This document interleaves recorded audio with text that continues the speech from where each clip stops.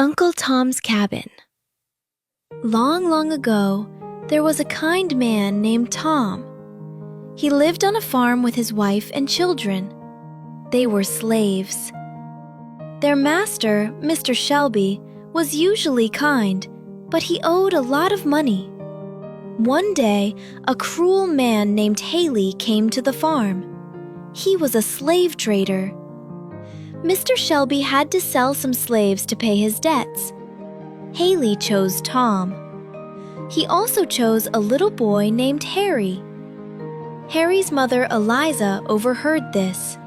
She was terrified. That night, she wrapped Harry in a blanket and ran away into the cold, dark woods. She had to cross the icy Ohio River to reach freedom. The river was full of big chunks of floating ice. Haley's men were close behind. With no boat, Eliza had no choice. She prayed for strength. Then, she jumped from one piece of ice to another, holding her baby tight. It was a miracle she reached the other side. Meanwhile, Tom was sold. He was put on a boat going south. On the boat, he saved a little girl named Eva from falling into the water. Her father, Mr. St. Clair, was very grateful. Eva was a sweet, golden-haired girl. She and Tom became best friends. Mr. St. Clair bought Tom. Life in New Orleans was better. Tom had a nice room. Little Eva treated him like family. Tom read the Bible to Eva. They talked about heaven and love. Tom missed his own family, but he was happy here. But sadness came. Little Eva became very sick. On her deathbed, she asked her father a favor. "Promise me you will set Uncle Tom free," she whispered. "I promise," said Mr. St. Clair, crying. But before he could sign the papers, Mr. St. Clair was killed in an accident.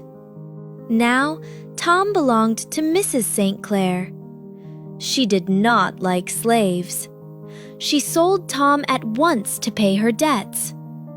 Tom was sold to a terrible man named Simon Legree. Legree owned a cotton plantation. It was a place of fear and pain. Legree was cruel. He wanted to break Tom's spirit. He made Tom work from sunrise to sunset. He gave him little food. He whipped him when he was tired. But Tom stayed kind. He helped the other slaves. He shared his food. He prayed for strength.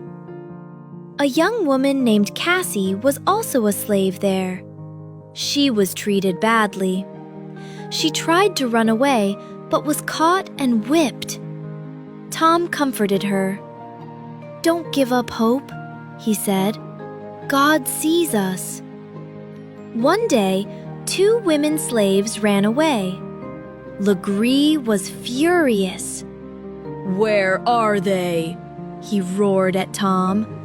"You know, tell me." Tom knew. Cassie and another woman were hiding in the attic, but he would not tell. "I know, Massa," Tom said gently but firmly, "but I can't tell. I'd rather die."